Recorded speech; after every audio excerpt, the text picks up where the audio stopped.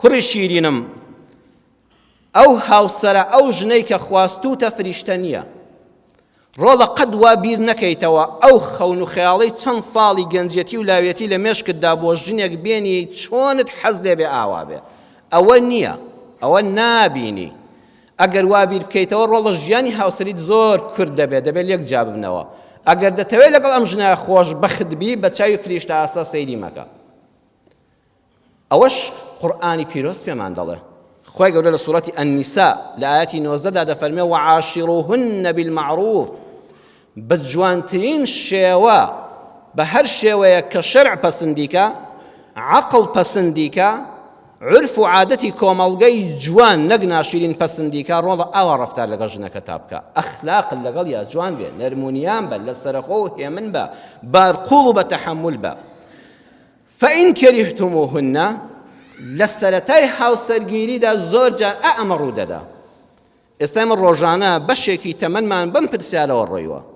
هەموو دوای جومعەیەک، هەموو ناو بازارێکمان، هەموو سەر ئیشێکمان مامۆستا کوڕەکەم ژنی هێناوە و ئەو کچەی بەدڵخوازی خۆی بووە، هەیانە ناشەرعیەنیش دڵی بەیەکەوە بووە پێش وەخت. ئێستا لێمان مارە کردووە، نەگوازراوەتەوە دڵ وەڵام نامەوێ، وەڵا کچەکەم بەرچاو کەوتووە. هەیە یەک هەفتەیە بڕواتان هەبێ گواستوویەتیەوە، ئێستا لێی بۆتە ئاگر و ئەڵە لەو ژوورەشە ناخۆم ئەو کچەی تیا بخەوێ. مامۆستا گومانمان هەیە براژنەکەی سحری لێ کردبێ. جا ئەم میلەتی ئێمە ڕێک ئەو وەڵامەکەی خۆشی داوەتەوە. بەخوا براژنێکی زۆر خراپمان هەیە، هاتۆ بە میوانداری پیرۆزبایی دڵنیام سحرێکی فڕێداوەتە ئەو ژوورە. وەڵا پارچە کاغەزێکمان لەژێر سیستەمی خەوەکاندا دۆزیوەتەوە.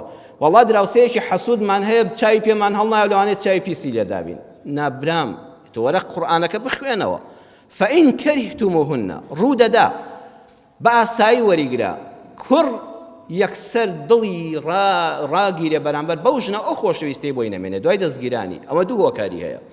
یەکەمیان ساڵانێکە لە ڕێی فەیسبووک و نامە و نامەکاری و پەیوەندی ناشەرعیەکانەوە لێی تێر بووە. ئێستا کە بووەتە حەڵاڵی ئەو کێشەی لێ نابینێ. شەیطان بە حەرامی بۆی ڕازاندۆتەوە. ئێستا کە دەبێتە دەستگیرانی و 4 ساڵە ژنیەتی، 4 ساڵە پێ ڕابواردووە، ئێستا لێی تێر بووە، حەزی بە حرامەکە هەیە و دەچێت لەگەڵ یەک چێشکەدا پەیوەندیەکە ببەستێ. بۆیە ئیسلامی ئێمە پێت دەڵێ ئەو کاتەی کچێکت دەستنیشان کرد یەک تەلەفۆنیشی بۆ مەکە، با ئەو پەیوەندیە گەرم و گوڕە لە نێوانتاندا بمێنێ، با کە گواستەوە هەمیشە لات تازە بێ، با خاڵی نەبوو بێەوە حەز و ئارەزوەکانت لێی. دووەمیان بەڕێزان، ئەم کوڕە هۆکاری ئەو دڵساربوونەوەی ئەوەیە کە سەیری ئەو کچە دەکا، بەخوامە ئەو کچە نەبوو کە من دەمناسی، ئەوە نەبوو کە بۆیان باس دەکردم، ئەو خەون و خەیاڵە نەبوو کە من لە مێشکما بوو دەمگوت بووکی داهاتوم ئاوا دەبێ. بۆیە خوای گەورە کە دروستکەری مرۆڤە پێمان دەڵێ فەئین کەریهتموهن، ئەگەر ڕوویدا دڵت لە ژنەکەت سارد بۆەوە، ئەی زاوە، ئەی دەستگیران، ئەی ئەو کەسەی کە گواستوتەوە هەفتەیەک و مانگێک و ساڵێکە لەگەڵیای هەستت کرد دڵت ساردە، حەزت بە کۆمەڵە ڕەفتار و شتی ئەو ژنە نییە، پەلە نەکەی بۆ تەڵاقدانی، پەلە نەکەی دایک و باوکت تێبگەێنی، پەلە نەکەی بیگەێنەوە دەمی ژنەکەت و بڵێ وەڵا تۆم خۆش نایە و دڵی سارد بکەیەوە لە خۆت، پەلە نەکەی بیگەێنەوە ماڵی خەزورت. ئارام بگرە. فعسى أن تكرهوا شيئا ويجعل الله فيه خيرا كثيرا.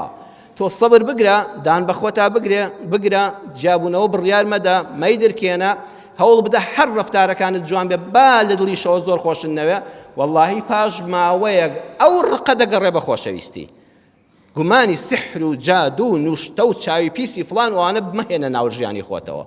مەڵە تووشی نەخۆشی دەرونی بووم، ئەوە بەس ئەوەیە تۆ زۆر وا بیرت کردوێتەوە ئەوەی تۆ دەتەوێت خوا دەفەرمێت لە ئەو ژنەدا نایبینی، بۆ خۆشت کامیلی ئەو ساڤنی دەوەرە بیرێکیش لە خۆت کەوت، تۆش بۆ خۆت ئەوەندە چاکی نەبەخوا خۆش کەم و کوڕیت هەیە، تۆش مرۆڤ دەبێت کەم و کوڕیەکانیەوە جوانە.